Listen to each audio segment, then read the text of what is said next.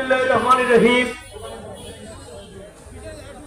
আমাদের বিএনপির ভারপ্রাপ্ত চেয়ারম্যান জনাব তারেক রহমানের ৩১ দফা কর্মসূচিকে বাস্তবায়নের লক্ষ্যে এবং আমাদের জনতা গোয়েন্দার কোম্পানিগঞ্জের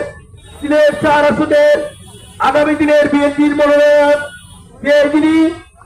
এই অঞ্চলের মানুষের প্রতিনিধি হিসেবে মহান সংসদে বলবেন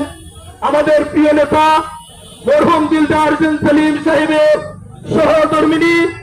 অ্যাডভোকেট মুন্নাহার সেলিমের নেতৃত্বে আজকের এই বিশাল কর্মী সভায় এবং সম্মানে উপস্থিত রয়েছেন গোয়েন্দার জনতা কোম্পানিগঞ্জের বিএনপি যুবদল ছাত্রদল স্বেচ্ছাসেবক দলের বিভিন্ন পর্যায়ের নেতৃবৃন্দ, আসসালামু আলাইকুম। আমি আমার বক্তব্য দীর্ঘায়িত করব না,